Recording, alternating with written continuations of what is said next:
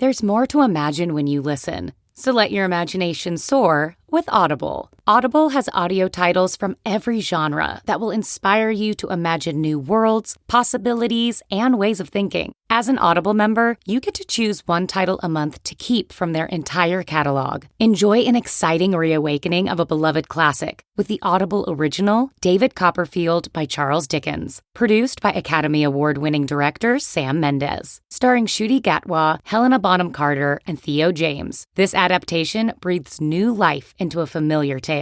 New members can try Audible free for 30 days. Visit audible.com/imagine or text IMAGINE to 500-500. That's audible.com/imagine or text IMAGINE to 500-500. Are you struggling to close deals? Cold outreach is wasting the time of both the buyer and seller at every stage, especially when sellers are using shallow and outdated data. Your organization can overcome these challenges with technology that translates comprehensive, high-quality buyer data into real-time insights. These deeper insights empower sales reps and teams to adopt the habits of top performers, which leads to better outcomes, like more pipeline, higher win rates, and larger deals. We call this deep sales. And we've built the first deep sales platform with the next generation of LinkedIn Sales Navigator. Right now, you can try LinkedIn Sales Navigator and get a 60-day free trial at linkedin.com/trial. That's linkedin.com/trial for a 60-day free trial. Let LinkedIn Sales Navigator help you sell like a superstar today. Just go to linkedin.com/trial and get started. Welcome to How to Survive, the show that teaches you how to survive the stuff that can kill you. Like a paparazzi chase, or a cave collapse, or kitchen accidents. Ooh. And the stuff that just makes you wish you were dead. Like bad coffee, or dead baby mice, or waitressing. I laughed a little too hard at that. Yes. Waitressing does make me want to die. And you know what doesn't make me want to die? Our theme song? You got it. Hit it. Ground is shaking under our feet. Mountains on fire, flooding in the street. Can't breathe the air, can't fight the feeling. Gobbling down Xanax ain't the way to be dealing. Gotta do better than just getting high. We gotta stick together if we're gonna survive. Ooh, how to survive. Ooh, how to survive. Christine. Hey. Garen. Hello. Garen's drinking some sort of fancy Starbucks drink. What is it? Apple crisp? Apple crisp oat milk macchiato. Are there like crisps floating around in it? It's probably all sorts of chemicals. Great. It's I love is it. there any? Is it actually a coffee drink? Yeah. But he just revealed that he doesn't enjoy coffee. I can drink this by the gallon and a gingerbread latte. So just so it doesn't have the taste of coffee to it. Yeah, So it's there's just a sweet hint. and Just the slightest. But I hint. love the smell of coffee. so good. I can't stand the taste of it. Just does not. Interesting. It doesn't do it for me. I can't smell. I can't stand the smell of Starbucks coffee. Like when I walk in there. Really? Oh, I think it smells disgusting because I don't think their coffee's good. It's But- not Put a cap great. on that. But I also worked there, so then I'd go home. Oh, and you reek of... I reek of it. Yeah. And so that might. I do love the smell of coffee, but just not Starbucks. I used to reek of popcorn when I worked at the movie theater. But do you like the smell of popcorn still? I do, yeah. But I told you the smell of the hot dogs on the grill and then having to clean the grill, the smell of the chemicals and the hot dogs. It was so disgusting. Yeah, that was horrible. Is that, do you think, what turned you off of meat forever? I was already not eating meat by then. Okay. Yeah. Nope, that's not what turned me off. Okay. No. Think you'll ever go back? No, I think at this point It's a done deal. Sometimes I have dreams that I forget if I eat fish or chicken, and I accidentally eat chicken, and then I start panicking. That is a recurring dream I have because I do eat fish. My old roommate was militantly vegan, militant to the point where he destroyed a grill because I was going to have people come over for a barbecue. He sounds fun. He has confessed to me that he has started eating venison. What? He's like, well, it's locally. He's in Hawaii now. It's local and it's sustainable, and they have to because of overpopulation. Yeah. Whatever. Okay. Still, okay. though, that seems extreme. Yeah. Because that's deer, right? Yeah. Yeah, I get that. I understand that, but I don't know how your digestive system would react being vegan all that time and then eating meat. I mean, I know more ex-vegans than vegans. Like everyone seems to drop out at some point. Vegan's tough. I think that's my brother was one. vegan, but he was true to it. But I know some people are like, they live in extremes, I guess. So they're vegan, and then the next year they're eating It venison. was shocking. Like it was Yeah. phone falling to the ground. Shocking. Like I'm in a telenovela. Some people need it to be extreme. Yeah, that's what I'm saying. Yeah, Yeah. it's their personalities. Someone said that to me at pickleball. Do you think this is an appropriate thing to say to someone? I didn't know them, Okay. and they just said they had played with me and Oliver, Yeah. and they said, "Oh, he surpassed you." No, that's rude. That's kind of rude, right? Yeah, I don't care for it. I know that. But Yeah. he hasn't surpassed me. He was always better than me. But she doesn't know that. Yeah. It just seemed like, well, we were getting along, and then you said something a little bit Yeah. rude. You know what I would have done? You're a cunt. Well, with a big C on your... Yeah. Okay, Can you I've do that? that? Seen that. No, I just made it up. Like, you know, when people I go like it. loser. Yeah. But instead, Just you're- round it, yeah, and it's a Make C. it a C. You're a cunt. 0 to 60. It is a little to thing. 0 to 90. You know what? I'm 50 now, and I just You don't give a fuck. no more suffering fools. Yeah. I mean, she doesn't know that I'm a fragile bird of a person. That's how you let her know. I just thought, I know she meant it in a jovial way, like, oh, the child surpassed. Yeah, I but- get it, but it was Yeah. like, There's certain It's a things little though that not people nice. people enjoy saying. I think it's people who aren't funny. Maybe like I remember once. Yeah. This is not the same, but like somebody was at my house and there was a picture. There's a picture I have in a frame, and it's of Sven and I. And it's before we were. It's like when we were first dating. okay. And we're in a photo together, and we look really happy. We were really happy. Look, we still love each other. And Okay, defensive. God. No one was saying anything. it just the way It's all fine. It's all fine, guys. Jeez. And she goes, "You guys were so young." Oh, no one needs to hear that. And I was like, "Fuck you." I did the thing. See, Yeah. cunt. I get it. I know I'm not young anymore. That's clear. I don't need to hear it out loud. But it's just such a unnecessary thing to say. Of course, everyone was once young. Yeah. It's just No shit. preposterous, strange thing to say. Also, it's just like, why would you ever say that to a woman as Ever. a woman? But like, she relished in saying it. is she your age? Yeah. Weird. She relished it. Did you I go, like it. huh, so were you? Yeah. And Yeah. then just walk away. Were you ever? Yeah. Head toss. See that lady over there? She used to be the one I hated the most. You surpassed her. You can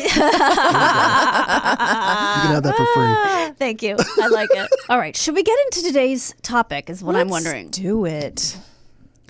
Okay. I'm going to give you some warnings right now. Garen, this is going to be very hard on you. Oh boy. Kristine, your warning is that you should listen to every single word. We are talking about how to survive kitchen disasters. Oh, yeah. I've had some of those. You have. And we have gone over a couple of these things before, but we're going to go over more. Okay. So, the 3 most common kitchen accidents. Knives. Ooh, yes. Knives are everywhere in the kitchen, in the sink, on the surfaces, and in the cupboards and drawers. They are not easy to avoid. Knife cuts and lacerations are the most common accidents in the kitchen. Blunt knives, I found this interesting, are common culprits of causing you to slip while, this is from a British website, whilst chopping food. Oh. You need to be aware of this when using them and avoid hurting yourself or others. So in other words, it's if the knife isn't sharp enough, it's not going to go directly into what you're cutting. It's going to slip and get you. Oh, yes. Yeah, I never thought of that. Okay. You must also be careful when reaching into the sink or washing up bowl. Washing up bowl. Yeah, I guess you use your tea towel with your washing up bowl. Not your jumper. Not your jumper. This can cause you to get a cut from a knife underneath the bubbles. Not only that, but blood from the cut may also contaminate the water. So you should also consider that. Now listen to this. I'm ready. As if there wasn't a rise in anti-Semitism enough as it is right now. No. cutting your hand while slicing a bagel. That's so anti-Semitic. One of the biggest causes of knife injuries in the kitchen is actually from cutting a bagel. Not an avocado? That comes up later, Okay. actually, in our story. This has become a common injury. Oh,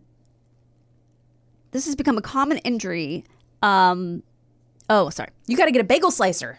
Well, I was going to say that. You do want to get a bagel slicer. Remember, we had those at Style Network. I do. And they are a godsend. Have you ever used a bagel slicer? Thursday. It's like a little guillotine for bagels. A guillotine. A guillotine.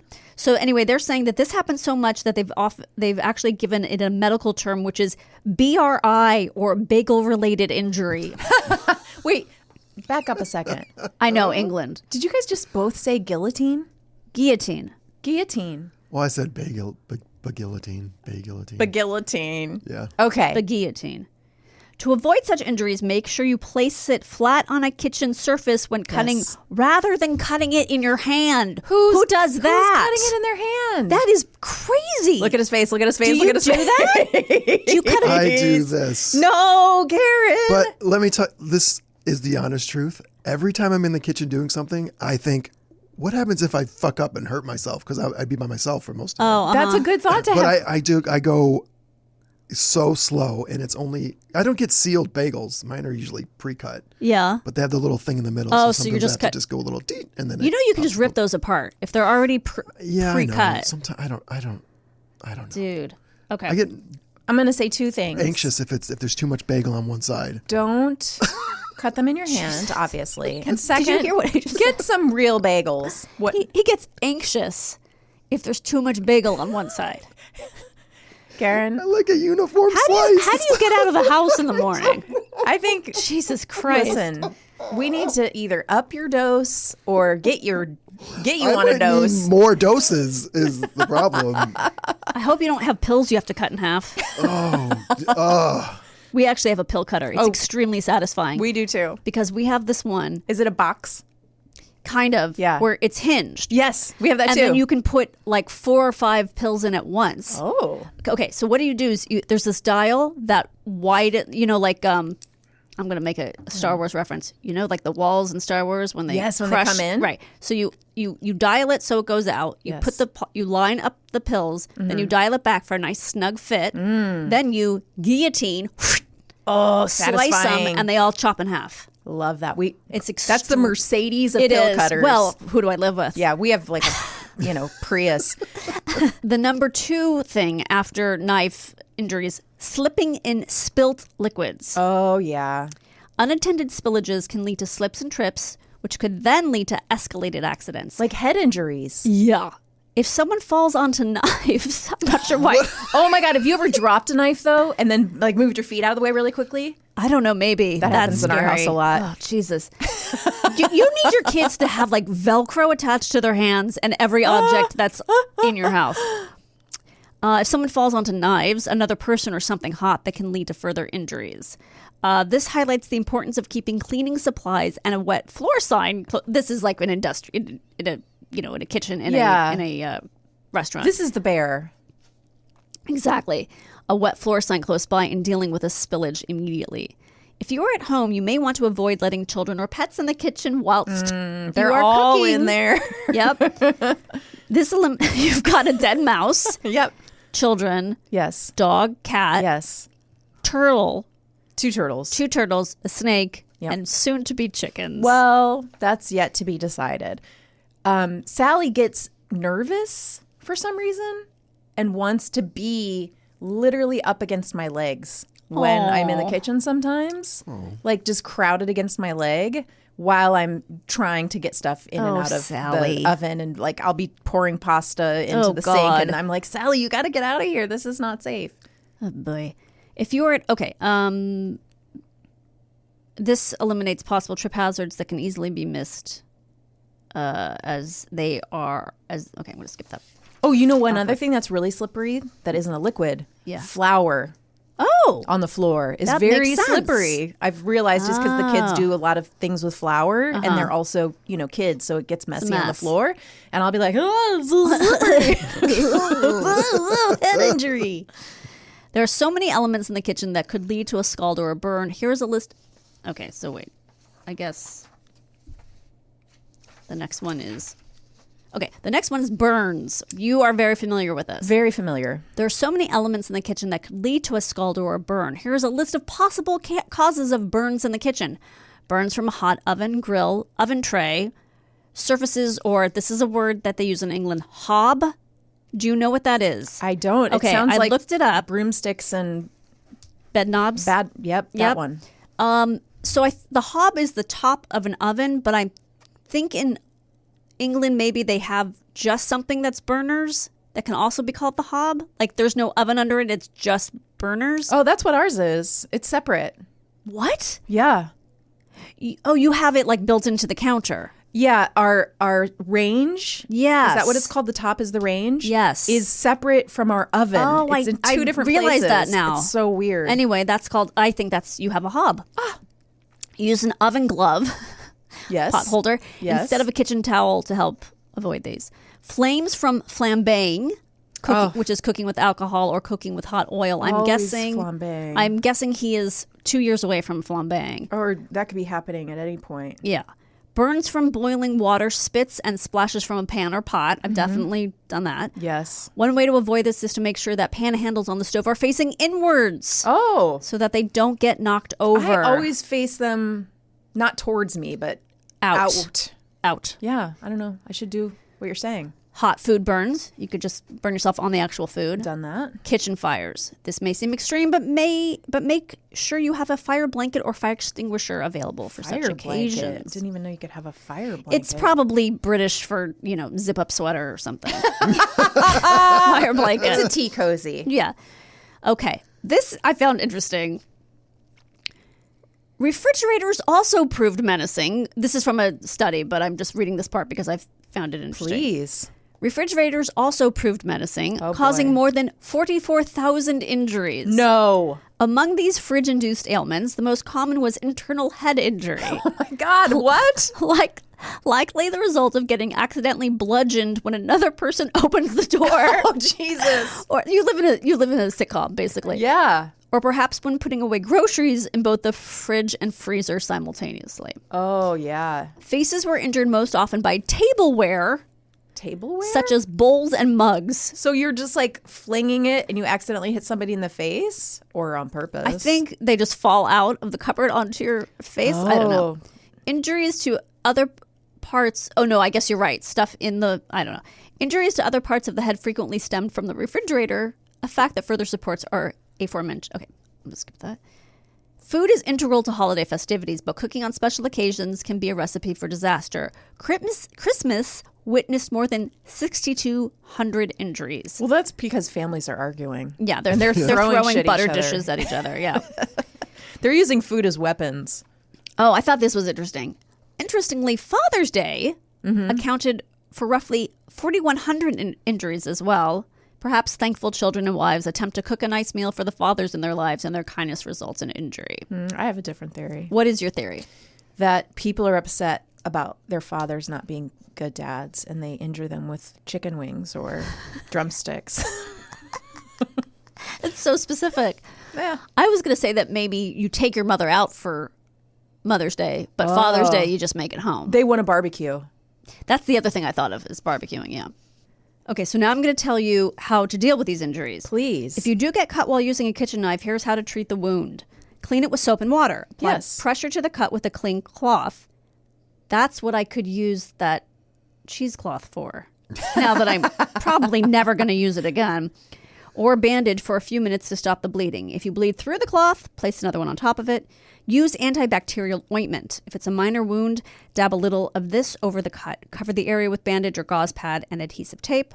Go to the emergency room if the bleeding is severe or doesn't stop after 5 to 20 minutes of direct pressure. If the cut is longer than 1/2 inch, has jagged edges, becomes inflamed or oozes fluid, you'll need to see your doctor too.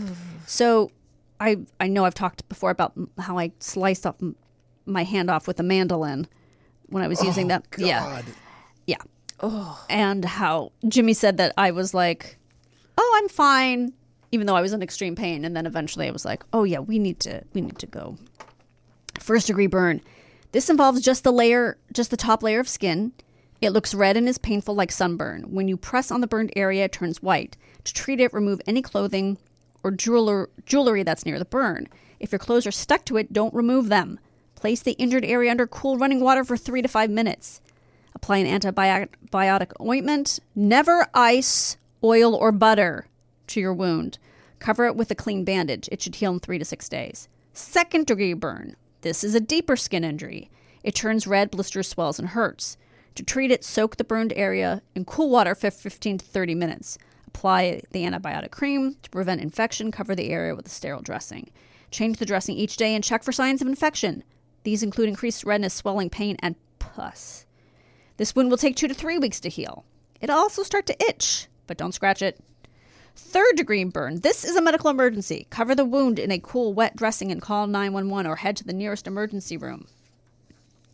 This type of severe burn involves all layers of skin and will have white or blackened tissue on top. It might not hurt much. That's because the nerves in the skin are damaged. What did Benjamin have? Third. Oh, my poor baby. Yeah. Not sure how bad your burn is? See your doctor right away. If it involves your face, hands, feet, or genitals, is on or near a joint, such as your knee or shoulder, goes all the way around a part of your body, like your arm or a leg, is longer than 3 inches across, or goes deeply into the skin. Okay, first aid for falls. Water that sloshes out of an overfilled pot onto the floor can be slippery, hazard. If you fall, follow these steps. Make sure you're not hurt before standing up.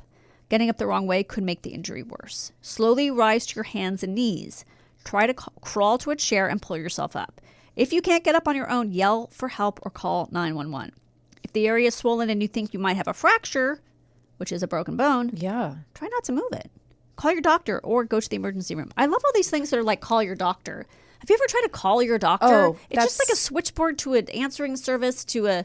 I mean, it's just... You can't... I don't know what world people live in that they call their doctor. Yeah, is this the 1800s? I don't know. You can't call a doctor. I know. I never understand that. First aid for eye injuries. What should you do if you accidentally shoot lemon juice straight into your eye or get splashed with bleach? Oh, God. While cleaning up, don't panic. Follow these steps. Lean over the sink and pour a gentle stream of lukewarm water over your eye. Keep flushing it out for 15 minutes. Cover your other eye to protect it. Call the National Poison Control Center. If your eye is still irritated after you flush it out, call your doctor. Call 911 if you have a cut in your eye. Ugh. Don't wash or apply pressure. I know, that's... If you feel like... Are you okay over there, Garrett? That is... I know. Oof. You feel like an object is stuck in your eye. Don't try to get it out, rub it, or apply pressure to it. What if you swallowed something poisonous? Even normally safe kitchen products can become deadly if they're swallowed. That's why it's important to keep all household cleaners and chemicals stored safely and out of children's reach. If you or someone else accidentally swallows something poisonous, call the National Poison Control Center. If possible, take the chemical product with you. We've talked about that before. To show the hospital. Yeah. Question. You might not know this from your research, but I'm just curious. I'm curious. You're curious? I'm curious what you guys think. Yeah. Say you drop a knife and it gets stuck. Do you think you pull it out or you leave it in? Every time I see that in a movie, I wonder what you're supposed to do. Yeah, me too. I don't know. That's such a good question. What are your thoughts, Garen? You look like you have an answer. I wouldn't have an answer because I would probably pass out instantly. Yeah, you would. So... Because, yeah, it's like sometimes in movies they'll pull it out. And then apply pressure. Yeah. But sometimes they're like, no, that'll release too much blood. Or it's like if it's in internal organs, it feels like you shouldn't take it out because it's like protecting the organs from bleeding out. And they don't want to take it. Like if it's in your side, you go, maybe don't take that out because it's stabbing into your whatever organs those are. Yeah, I do not know. Okay, keeping kids safe in the kitchen. You want them to help out in the kitchen, but you don't want them to get hurt. Here's how you can keep the little chef safe. Keep them at least 3 feet away from all bubbling pots and pans on the stove and away from the oven. Install safety gates to keep toddlers out of harm's way. Don't let them use the stove, toaster oven, or microwave without your help. Store all knives and other sharp objects out of their reach. Turn your hot water heater down to 120 degrees so they can't get burned. Use plastic bowls instead of glass so they won't shatter if dropped. Teach your kids to avoid hot stoves and ovens to stay away from chemicals. and to stay away from chemicals. Make sure that your smoke detectors are working. Keep a fire extinguisher handy. Okay, are you ready for some mini stories? Mini stories. So, the Phoenix News Times talked to a bunch of professional chefs. So these I love that paper. Don't you? It's like, can you believe that it's still going strong after all this time? Oh, I'm so glad it is. I know. A beacon in a world of darkness. It is. It's a light of hope.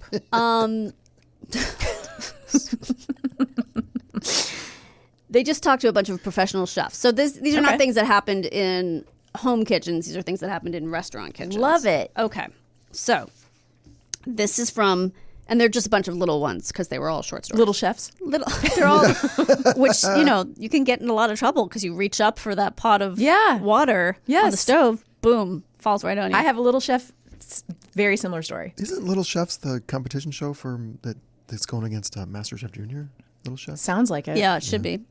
Eric Flack, co-owner of Tonto Bar and Grill. That's problematic. Yeah, I'll say. And Cartwright. That's my mother's maiden name. Oh, is it? Oh yeah, the Cartwrights. Well, it's also the name of Bonanza. Bonanza, yeah. Banana Gramsas. Cartwright's Sonoran Ranch House said, I was doing an ice carving for Columbus Day, a 3-block tall sailboat. I was doing what? I'm just like, there's so many things where it's like, I know.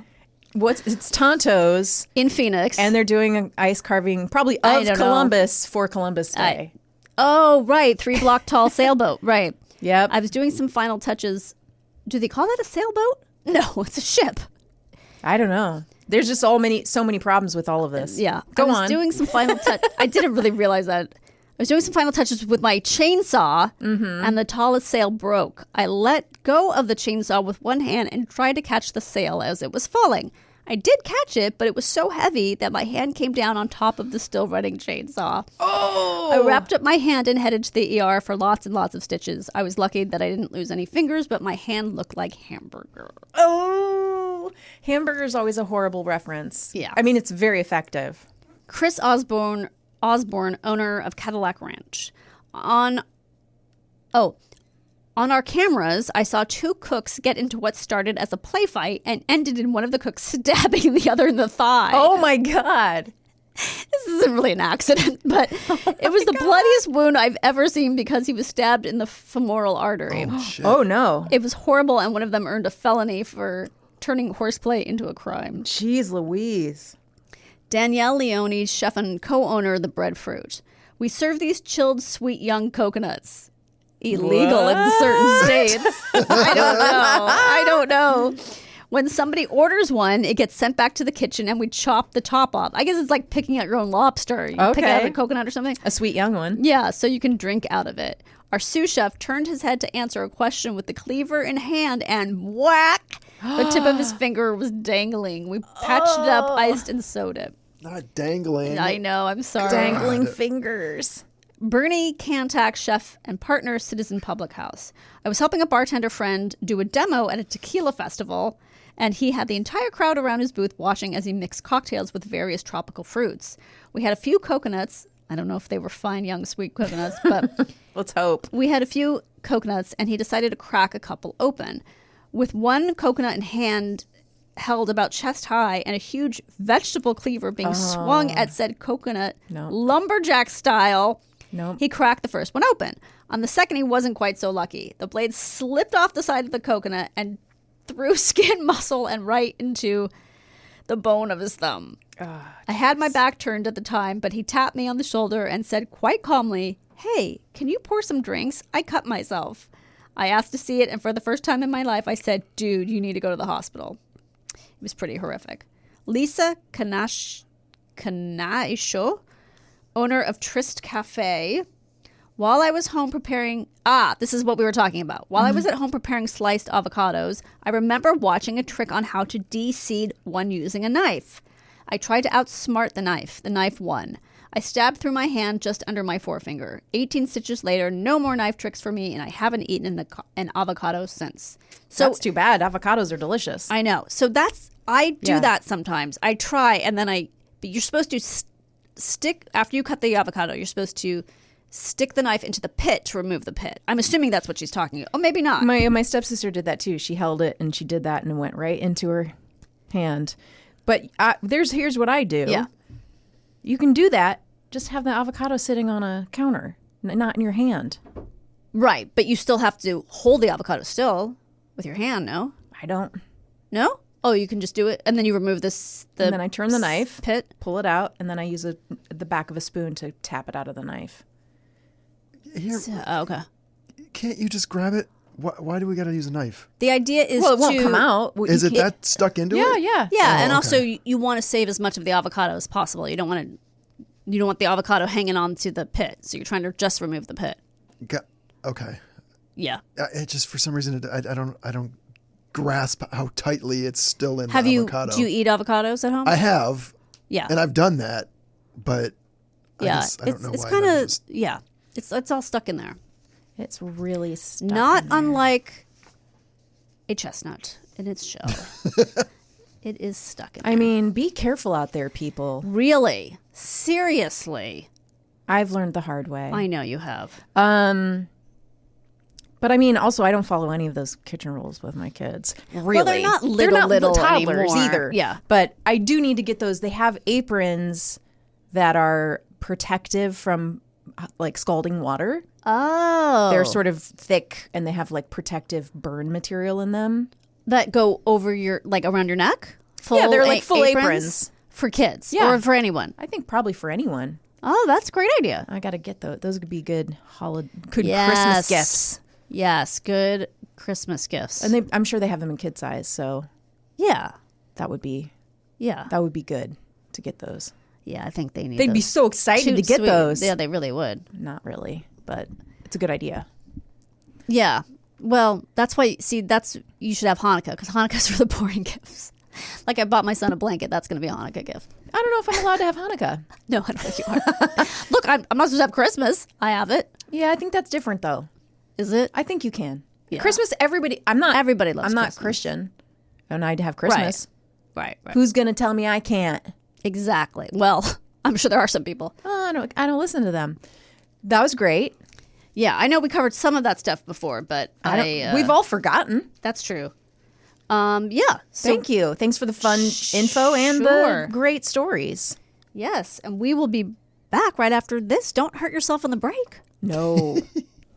Fall is here, and if you want to sleep in the coziest bed imaginable, you have to start with Boll & Branch's best-selling 100% organic cotton sheets. You'll spend every night wrapped in buttery, breathable softness and feel your sheets get even softer with every wash. Discover the difference with Boll & Branch's 30-night guarantee. Plus, get 15% off and free shipping on your first set of sheets. Visit bollandbranch.com and use code WONDERY15. Exclusions apply. See site for details.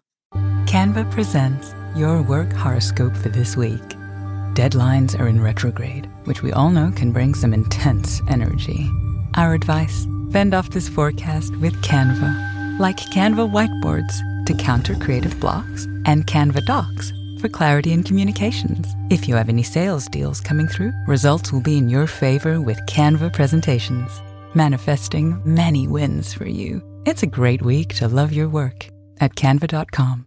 Welcome back to How to Survive. Kristine, I know that you didn't have a great break because your eye is watering uncontrollably for reasons no one understands. Maybe it's a new health problem. Yeah. Oh, good. Yeah. Oh, good. Something to talk about then. Put it on the list. That's good. Yeah. So it looks a little swollen. Like I've been crying on one side of my face. Well, you have to reserve, you get to a certain age, you can't cry about everything. You gotta parse I it don't out. know. Can't you? Or maybe you can. All right. Well, I hope it gets better. And if you have to leave in the middle of the record, we understand. I'll just storm out. Yeah. That would be a first. We've never had that. Like a Jack Parr situation. Drama. Yeah. All right. Well, in the first half of the show, we talked about how to survive kitchen disasters. And now we're going to talk about how to survive waitressing with our very special guest, Paula Poundstone. Very excited. Hey, you guys. I'm good. I'm very excited to rekindle my waitressing stories. Yes.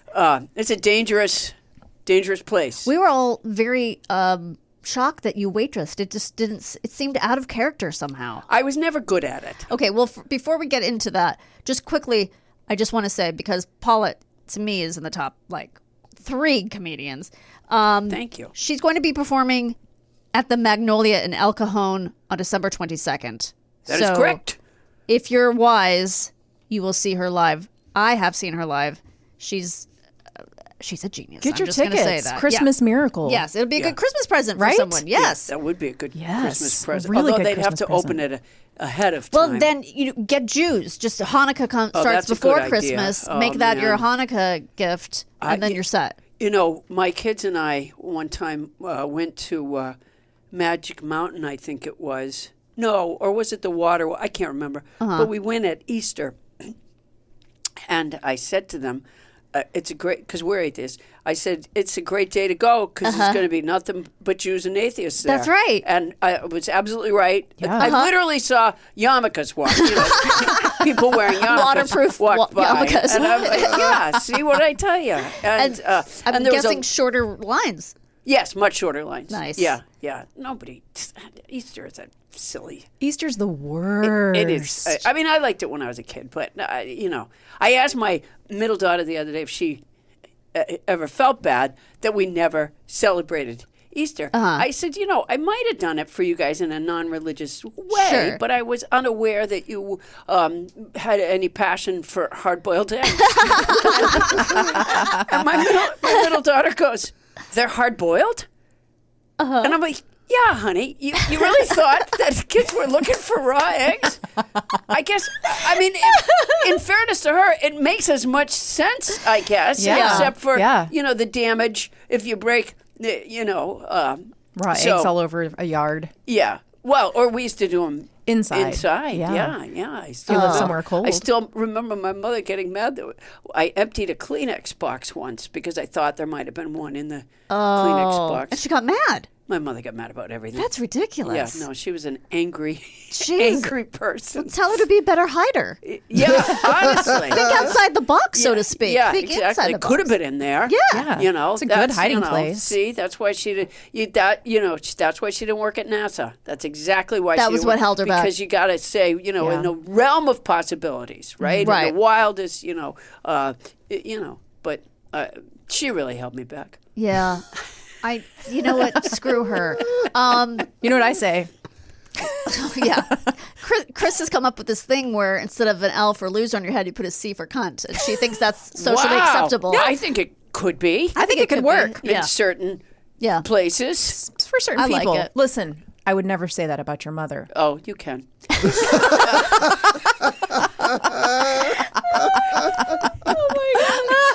Yeah, I'm not. But I do want to hear about you as a waitress. Okay, so I waitressed in a couple of places.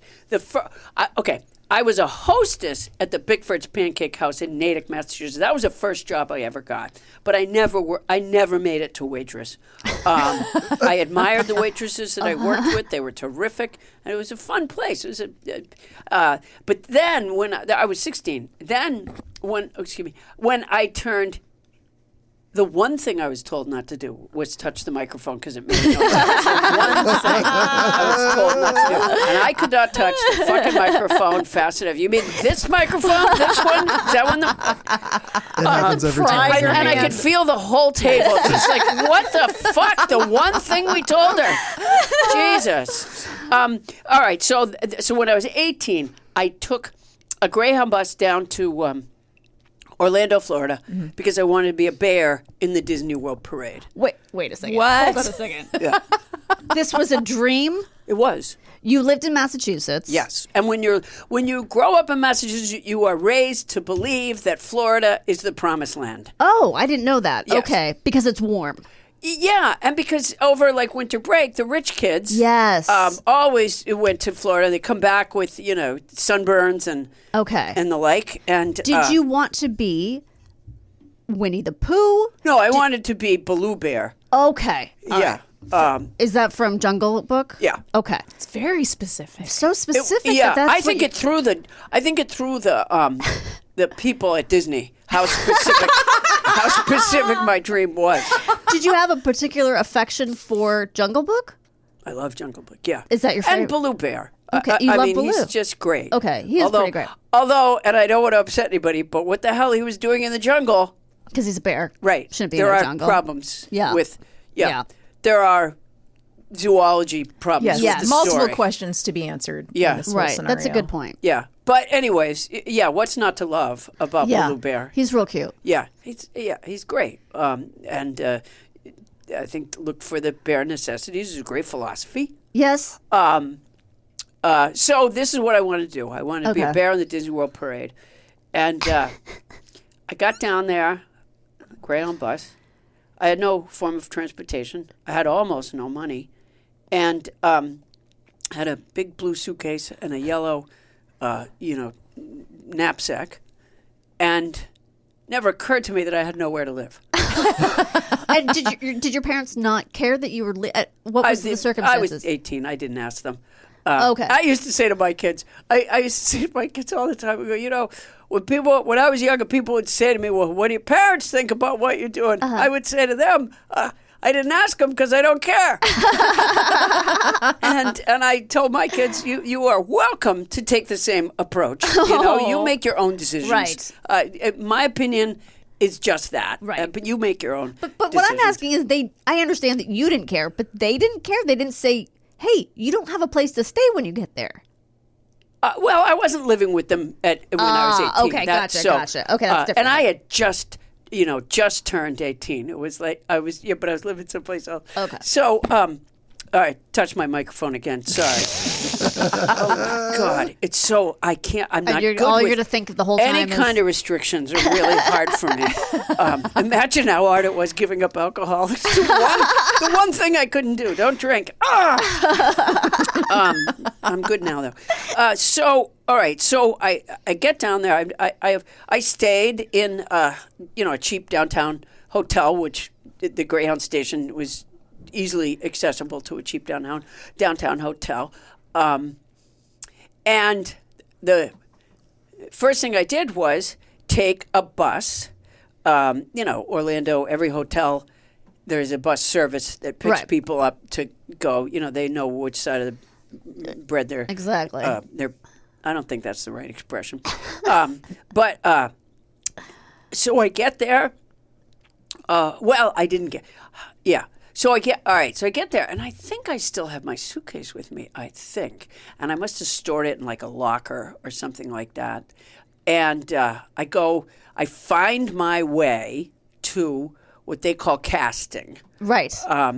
Behind every, innocuous-looking fence at Disneyland or Disney World, behind every shrub, behind every, funny painted house, there's an office. Right. Right. It's a business, and then it has these rides. So I find my way to the casting, which I think was underground there. I think I get to the guy who's going to do the hiring. I can't even believe I made it that far on the first day. Did you that I have an was there. appointment? No. So obviously you didn't pay to get into Disney World. That would have been. I did. Oh, you did? Yeah. Oh, wow. Yeah. That's a lot of money. Yeah, it was. Okay. Although it was cheaper back then. Sure. I go to the guy, and I think I filled out the application, and under address, that's when it first dawned on me. Yeah. That I didn't have a place to live. Oh, okay. And under address, I put my Massachusetts address. And so when the guy's looking at it, he's like, I see you live in Massachusetts. And I said, yeah, but I believed that they had some sort of housing for their employees there. Yeah. And the guy said, no, we don't. And I said, God, I could swear I read it in a magazine years ago, which is partly where the dream came from. Okay. Sorry, I just touched my microphone It's again. okay, don't worry this about This is exactly why I didn't get the job as Baloo Bear. 'Cause the guy said to me, don't touch anything on my desk. But it's a pot of honey. I would have been a bad Baloo Bear because they would have said, don't take your head off. And I would have constantly taken my head off. Like, hey, kids, it's really me, Paula.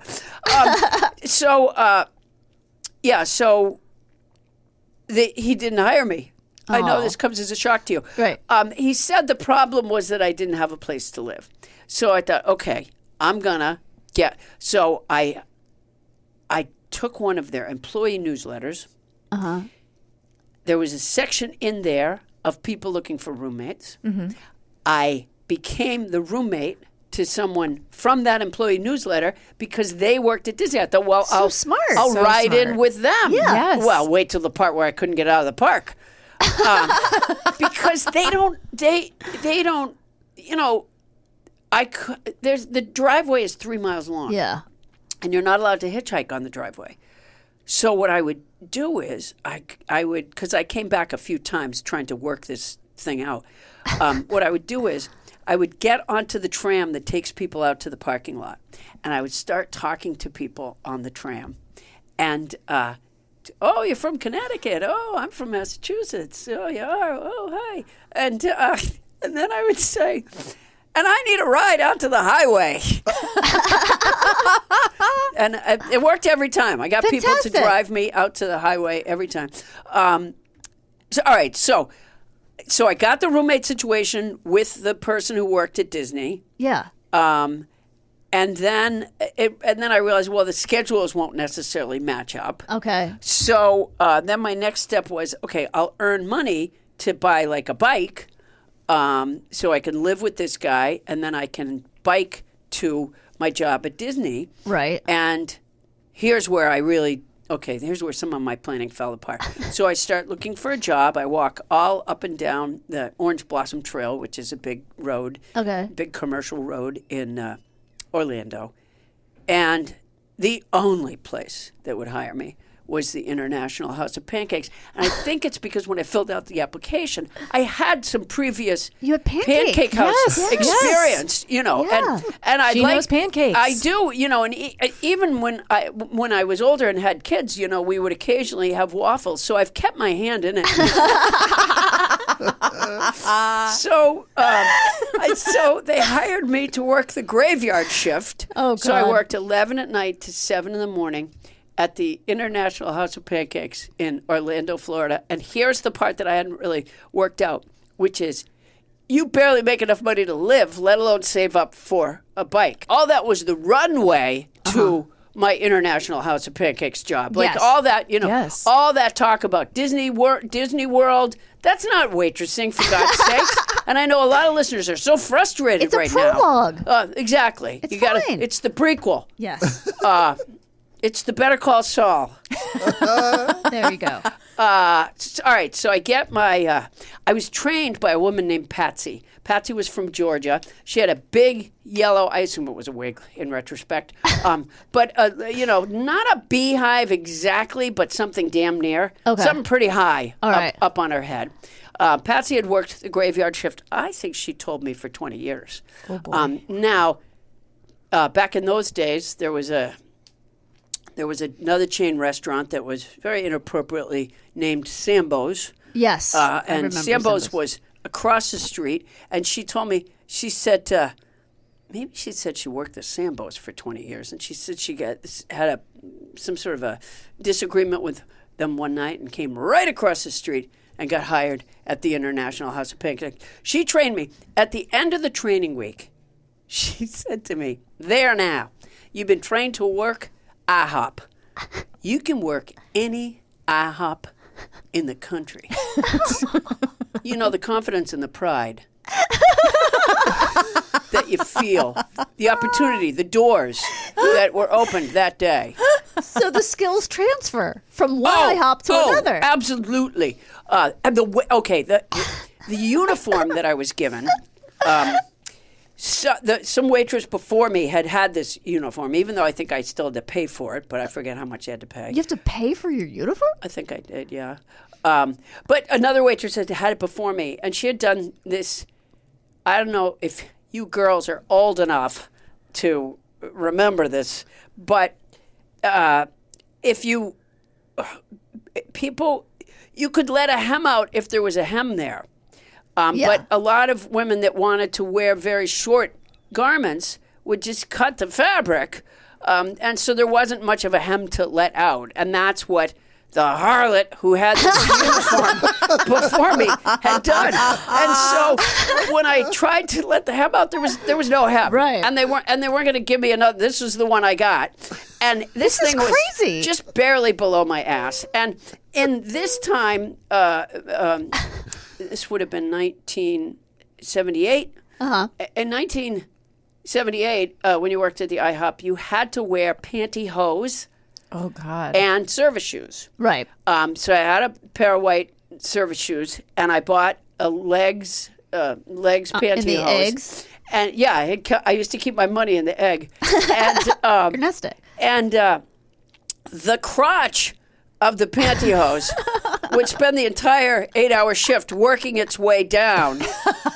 And it would often come below the hem of the skirt. Oh my God. Which is a great look. Did you just buy the wrong size or something? No, pantyhose were just like that. They're horrible. And having grown up in New England, we wore tights, but they were very thick tights. Right. Yeah. And so I remember after church when I was little, there would be the church service, and then everyone was invited to go to the parish hall and enjoy coffee and juice.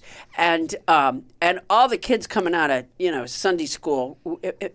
Sunday school overall was a miserable experience, and so we had a lot to run off after we got out. And so, the parents would be trying to talk and have their coffee, and kids would be running around,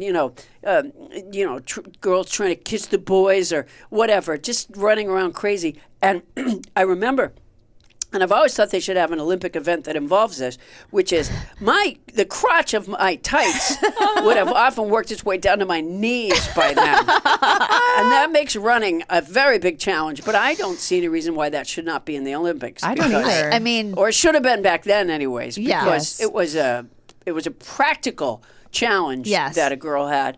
All right, so the coffee cups at the IHOP were kept in racks. Like when they came out of the dishwasher, you didn't take them off the rack. You took the rack and put it on a wheelie thing, and then another rack on top of that, and then on top of a dolly, and another rack on top of that, and another rack on top of that, and that, So when you went to set the tables, you took the top rack off. But sometimes you were down to one of the lower racks, and here I had this dress that was so damn short. And I try to scooch, try to scooch myself sideways, trying to figure out. And finally, I would just get so frustrated that I would just, spread my knees wide, get a good stance to protect my back, and lift the thing up. And I'm like, you know what? If this gives anybody any thrill, I'm happy for them. so much the better. Yeah. And what's amusing about all this is I think the reason a waitress would do that to the uniform to begin with was that idea that you were somehow going to get more tips. Yes. Right. Because, you were flashing a little thigh. Yes, right. You know, I just can't. I think it worked backwards for me. I think I actually. They're like, lower it. Is there any more hem? No, there were guys that I had to pay on their way out. There was one guy that would come in. He was an old guy, and we had what do they call it? The bottomless cup of coffee, right? Mm-hmm. So somebody would order a cup of coffee, and you would bring out over that. Remember that sort of bronze-colored thermal coffee pot with the black lid that flipped up. Mm-hmm. So you bring that over and you put that down. I know exactly what you're talking about. So they have the cup, and now they have this. Yeah. And anytime the pot got down, they could wave me over, and I would come, warm it up or refill, whatever. And so there's one old guy that would come, and it came at least once a week, and he would sit at the table literally all night long drinking a cup of. He was a lonely guy, sit all night long drinking a cup of coffee. He'd come to see the crotch of my pantyhose, for sure. I'll tell you, I increased the foot traffic in that place. And at the end of the night, he would, when he was getting ready to go, he would wave me over, and ask for the check. I put the check down. And he literally, I don't think he ever got anything more than coffee, maybe some toast, but nothing beyond that. And then he would pay, I guess he had to pay at the register. He would warmly press a dime into my palm. Ew. He insisted on giving it directly to me. And, I received it in the way that it was given. Okay. He didn't think he was doing an insulting thing. Okay. For him, this dime was a big deal. Okay. And so I, very much like the jailers when Trump was indicted, I would tear up.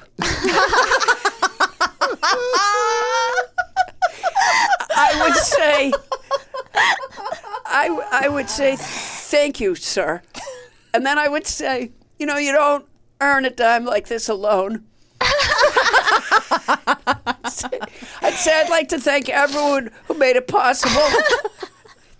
The hostess, thank you. Thank you for seating him in my section. The chef, he had a vision. Yeah. Oh, my God. One night I made so little money. I mean, my whole life it's running backwards in terms of money. But one night these guys came in, and I remember one guy had on a pair of overalls, but they were overalls in the young, hip sense of the term. Okay, yeah. And, I served them their food, and I think I was probably somewhat entertaining to them. I did my job, and they were there for a while, and they were very sort of glib people. And I guess I had to be the cashier, too, so I would give them their bill at the table, and then I'd go over to the, because it was the night shift. There was only like two of us. So now I'm behind the cash register like I'm a totally different person. Good. How was your service? Change your name tag. Yeah, exactly. So one of these guys takes out some onion rings from the bib from behind the bib of his overalls, and he says he puts down. I didn't understand what he was saying in the beginning. I'm not real big. I'm not fast on the uptake, that's for sure. So he puts these onion rings down on the counter near the cash register, and he says, "I'll give you $5 if you can eat that." And I picked it up. And I was about to eat it before I realized what he was saying. He was saying that they were cold and hard. Oh, okay. Okay. But I literally was like, $5? Thank you. Yeah. I just made a dime a minute ago. So this is... It's a great tip. I'm not that good with math, but I think that's a big percentage increase. Yeah. And then I think they saw that I was, about to... And then they, stopped me. And he explained that it was a complaint, not really a... Dare. Yeah. Oh my God, that's I could so go either way on funny. that. I really could go either way on could use that. $5. So one morning, I lived, I think about 4 or 5 miles away, and I had no transportation, so I walked. And I wasn't going to walk in that damn uniform. And by the way, it turned out I didn't know this at the time. It turned out I used to walk by these women in dresses all the time on my way to work. Uh-huh. And, it was the kind of strip of road where there'd be, I don't know, maybe some kind of sleazy nightclubs, but also there would be like rental car places or, like a lot of strip mall kind of stuff. Not a fancy section of town. Right. And I used to walk by all these women in dresses. Uh-huh. Not big clusters of them, but individuals in dresses. I never made much of it. But when I went to work, I carried my yellow knapsack with my uniform in there and my pantyhose and my service shoes. And then I wore my green corduroys and a turtleneck. And I also noticed at some point people would stop and ask if I wanted a ride. And I thought, well, that's oddly generous. Uh-huh. I usually said no, but I did at one point say yes. Uh-huh. And I'm not sure at what point in the interaction that followed where I learned that those were hookers on that street. Oh, yes. And the person who asked me if I wanted a ride was an unusual John. Who likes turtlenecks? Yeah, and green and cornrows? yeah. And I didn't even have like, I don't even know if there were Nikes at that point, but I didn't even have like, I had like these walking shoes, nothing. I mean, I couldn't have looked more downtrodden. And I was the girl for this guy. And I think when I realized, because he sort of reached across the seat at me, I got out of a moving car. Oh my God. It wasn't moving fast, but I did get out because I was like, thank you, no. Bye. In fairness to the guy, I mean, he went to, the hooker vending machine. Right. Yes. And, there I was on the top row. Yeah. The guy punched my number and pulled the stick. Right. I don't think that he really did anything wrong. We just had It was a miscommunication. It was a big miscommunication. Then I started walking every night in a sandwich board that said, not a hooker, not a hooker. Not judging, but not a hooker. So how long did you last at this job? Not long, like 3 months. Oh my God. I was so homesick from Massachusetts that I came back. So you gave up the dream of Baloo. I did. I gave up the dream of Blue Bear. I did, however, the next. I did get a job in Boston. So I went back to Manchester, Massachusetts, where I had been living with the family there, and I started looking for an apartment in Boston. I found some place to live, and I got a job. And I got a job at a restaurant. I got a job bussing tables, which is my strength. But still didn't make, the money was in waitressing. So I worked my way up to being a waitress, which is something I thought I wanted. As it turns out, it's a horrible job. I much prefer to bus tables. But, all right, so I was waitressing one day, and these two women came in, and they sat down, and they were really rude to me. I forget what they said anymore. I don't know. But they were just not nice. And so, you're supposed to get the drink order first. So I asked them what they want to drink, and they said, well, they each wanted a Coke. And we had the kind, the gun kind, that kind, you scoop in the shaved, the crushed ice, and then so I take them out. Excuse me, I have a chronic cough. So I take them out their Cokes, and I put them down on the table in front of them. And then I go to step away, and I go, oh, I'm sorry. And I come back, and I switch where the Cokes are. So I take the one in front of person A, and I put it in front of person B. I take the one in front of person B, and I put it in front of person A. And now I walk away. Hilarious. And I thought, what's the worst thing they could do, right? What are they going to call the manager over? And the manager's going to say, Paula, what'd you do? And I'm going to say, well, I just switched the sodas. And they're going to go, well, did you have them in front? I said, no, they're the same. I'll tell you something. You never, ever, ever mess with a waiter or a waitress. These people have your food. Yes. These poorly paid people Yes. have your food where you can't see it. Right. And even if you didn't do anything wrong, they're bored. Yeah. The likelihood of someone doing something to your food is high. Really? I don't want to hear this. Yeah. Oh, I just, gross. Did you do things? I mean, I would never, no, never. Okay. Never. I would never mess, and I wouldn't let anybody around me do anything either. I would never mess with anybody because it's not the right thing to do. And because I sympathize that is a challenging job. But, there are people who make themselves feel better about themselves by, dumping on, people who they think are less than them for whatever reason. Did the women react when you switched? What did they say? Oh, they just they didn't say anything directly to me. The looks on their faces, and it was like a really long time before they drank from their, It's so funny. God, it's so funny. It's so subtle and weird. I love it. Yeah.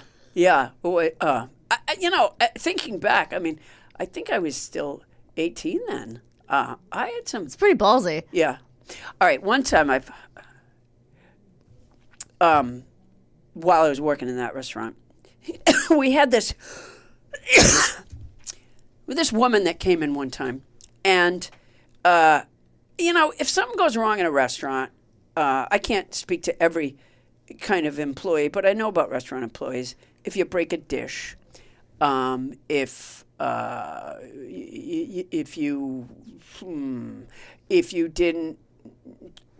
the cash register comes up short, right? You're held responsible for that. Right. The cashier has to, those numbers have to come out or they take it out of the pay of the cashier. So one day, this woman comes in. She has like a 2-year-old boy with her. And where the cash register was on a podium, I would say less expensive than the Sarah Huckabee Sanders podium, but it was like on a podium, probably more legitimate. And while this woman, so she hadn't eaten at the restaurant, she had a $20 bill. She says to the cashier, "Can I get 2 10s for this $20 bill?" While she's doing this, her kid is banging on the podium. Okay. And I kind of glanced over because, I didn't have children at that point in my life. But it seemed strange to me that she was allowing this kid to bang on the podium this way. And she might have said something to him, but if she did, it wasn't much, and certainly it wasn't effective because he kept doing it. Mm-hmm. So the cashier is a little bit flustered, but she opens the register. She gets the lady the 2 10s. Now the woman takes out a dime and says, "Can I have 2 nickels for this dime?" Now the waitress goes back into the drawer, and as she does this, the woman takes out of her bosom 2 $1 bills. What the hell? Takes the $10 bills, puts them in her bosom. And she's now the cashier lifts her head up to give her the 2 nickels, and the lady says, "What'd you give me 2 1s for?" Oh, God. And the cashier said, "I didn't. I gave you 2 10s." And she said, "No, you gave me 2 1s." It's a stupid con because it's not a big payday. Right. Yeah. But so she, goes back in, gives her, I guess, $18 more. Right. And when they went to do the register that night, that we realized, the whole thing, I didn't see it entirely. I just saw parts of it. I saw the kid do the bet. And so we're like, oh, so not that long after that, I imagine, it couldn't have been more than a month or 2 after that, I'm in a Dunkin' Donuts. I'm on my way to work. And I thought, well, I'll get a donut for myself. Truthfully, probably 2 donuts. I think it was going to be a jelly-filled and a chocolate honey glazed, but I don't remember. And the way this place is set up, there's the counter that you stand in front of to place your order, and the cash register was on the back wall. So the cashier turns entirely around. So there's a woman in front of me in line, and I can't remember. She didn't have the little kid. Uh-huh. And I don't remember at what point I was like, "Oh, that woman." But she says to the cashier, "Can I get 2 10s for this 20?" And when I saw it happening, I guess she was behind me in line. I had already gotten my donuts. Uh-huh. But I thought, you know what? I'm not letting this lady get away with this. This is not fair. So I stood there, and I had this idea that, when a criminal was foiled, they just folded and ran. Right. Right? Yes. So that's what I thought was going to happen. Mm-hmm. I thought I was going to be a hero. I put a stop to this injustice. So the poor cashier goes through, the dime, the 2, said, "What'd you give me these 2 1s for?" And when the cashier, she said, "What'd you give me these 2 1s for?" Before the cashier could say a word, I go, "She didn't. She gave you 2 10s. Yeah. And the woman turns around. The criminal, she turns around and she starts hitting me. What? Oh my God. Oh my God! She says, I'm going to take you outside and beat the shit out of you. I am just shocked to death. And I'm deflecting blows with my arms as best I can. And she was so forceful when she said she was going to take me outside. That, I think both me and the cashier thought, well, that's what's going to happen. I'm just going to have this shit pinned on me outside. Nothing I can do about it. Unbelievable. So the cashier grabs me by the arm. And so I only now had one arm to deflect. But the cashier grabbed me by the arm because she was like, you're not taking her outside to beat the shit out of her. Oh, my God. She says, I'm going to call the police. But meanwhile, I'm thinking, could somebody call the police, please? But she's got me by the arm. And I guess when she says she's going to call the police or something, now the woman storms off. She gets to the door, and, I almost melt. I'm like, oh, my God. She gets to the door, and she runs back in and fucking kicks me. And then she leaves again. Oh, my God. And I just burst into tears. You never see that. Underdog never once cried. No. Never once. Sweet Polly purebred would let him drop, but she Paula. Yeah. So, and then I called. I went to the payphone. I couldn't stop crying. I couldn't. And by the way, did the Dunkin's Donuts say hey, you know what? Let us get you. Could we get you something? Right. No. Nothing. Nothing. After trying to be the hero. I was just like an embarrassment to them. I was just sitting at a little counter by myself with my donuts, which I couldn't really eat because I was just sobbing. And oh my God. Now I was just a deterrent to any of the other donut customers. I was a stain on the honor of the Dunkin' Donuts. So I went to the payphone, I called my job, and I'm like, I don't know if I can get there. I'm like a couple blocks down the road. I think somebody has to come get me. And I couldn't explain to them what had happened, because I would just make me cry more. Oh, my God. Yeah. Now, that is only a tangential Waitress story. No, but it was still good. But it was a story of survival. Yes, because sure. you wouldn't have known that woman was up to shenanigans if you hadn't been in the other place. Yeah, exactly. It was tangential. Paula, thank you so much for these stories. Really, I think unbelievable. I think we've probably proactively saved a lot of people. I think so. Yeah. I hope anyone who is thinking of going into waitressing as a good idea will think otherwise. Yeah. Well, no, just you got to wear your armor all. Yeah. You got to gotta be tough. wear your Right. protective equipment. And if you're, trained at IHOP, you can work at any IHOP. I think that's important to know. But Yeah, now that's you've true. been trained to work at IHOP. You can work international. any IHOP. It is international. You can travel yeah. the world with that. Yeah. It was international, and then Trump pulled us out. He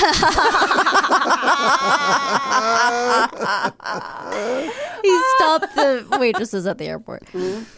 Paula, again, thank you so much. It's really fun talking to you. It's been quite a venture getting you on the show because of schedules and sickness and and everything. I had the COVID. You had the COVID. Speaking of safety. Christine had the COVID. Oh, did you have the COVID? How was it? It was real bad. Yeah, me too. Brutal. Real bad. Brutal. Yeah. I got through it relatively quickly, That's but the good. days Oh, that that's I was good. sick were like brutal. Yes. And I did take the stupid Paxlovid. It is repulsive. I've heard that. You Yeah. take it for 5 days in the morning. I threw it up on the second day, which leads me to believe that you could take it for 4 days in the morning. But it grows, makes your mouth feel awful. It's And then did it come back? No. It didn't come back. Okay, No. because when Jimmy took the Paxlovid, then the COVID came back. Oh, no. I have a dog, my dog Sirius, who is 14 years old and, probably not long for this world. And I think most of his teeth are just rotted out of his head now. Yeah. And it's, sometimes his breath is so bad it's hard to be in the same room with him. But he did, sleep beside me. I think he was delighted because it meant I sleep on the floor. And when when I put the bed out, he has blankets to sleep on. Right. So he wasn't going to get up because if he got up, I might fold the blankets and he wouldn't have them any. But anyways, one morning we wake up with our faces like kind of near each other, and he sits up and I sit up, and now our faces are really near each other, and I get a puff of his dog breath, and I'm like, oh! And that gave him a puff of my Paxlovid breath, and he was like, oh my God. Yeah, not worth it. You should have just toughed it out.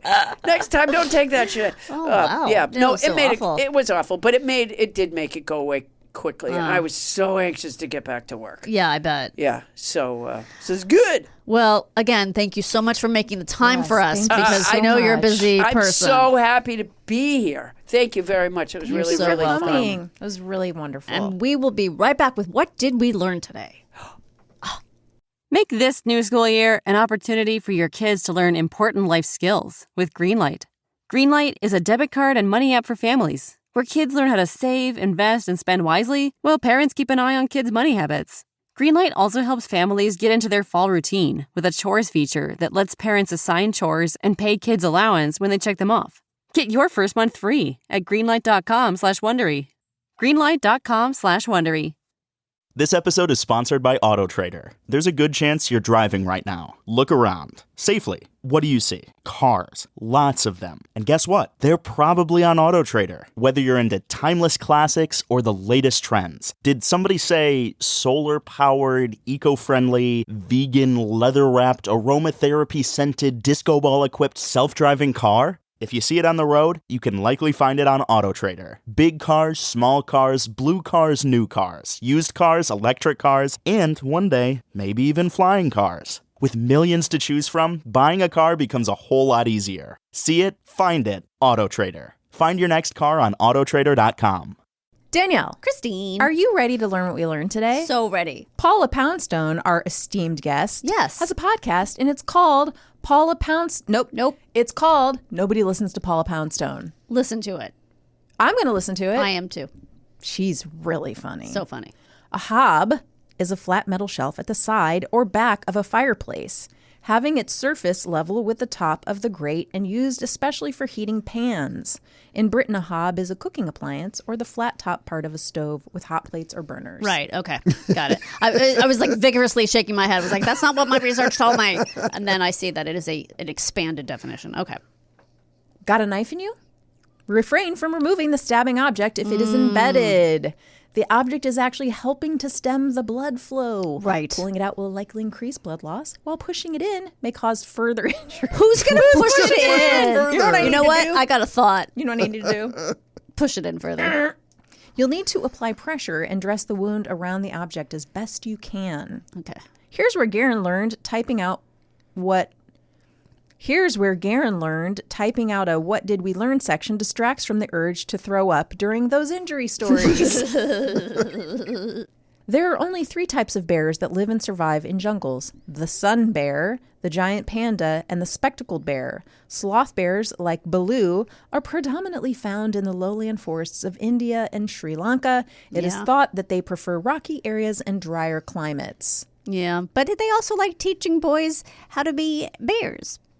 Nothing problematic there. Is there something problematic there? I don't know. It seems weird. What is this grown bear? Why is he showing so much interest in a young boy? Well, now I see what You you're know what? I getting see at. Okay. problems everywhere. I know. I'm getting that. Listen, Yeah. everybody, thanks for listening. Thank you. You know what? We do owe our listeners a Patreon shout out for members. And I want you members to know, if you're just chomping at a bit to hear your name, it is coming. Yeah. Hang on to your hats and seats. Hang on to your names. Don't change them. Don't lose those. Don't change them. Don't change them. before we get to- If you do, you better let us know you changed them so we have Yeah. your new and updated name. Right. We just want to wait. We've been just doing such fat episodes. Yeah. Really. is the problem. Yeah. But we're going to get to you. Never you fear, never you worry. Our episodes have been 17 pounds fatter on one side than on the other. Yes. But So, yeah. we do recognize how pretty they are. Yes, exactly. Okay. Thanks for well, listening. Until next time, Remain calm.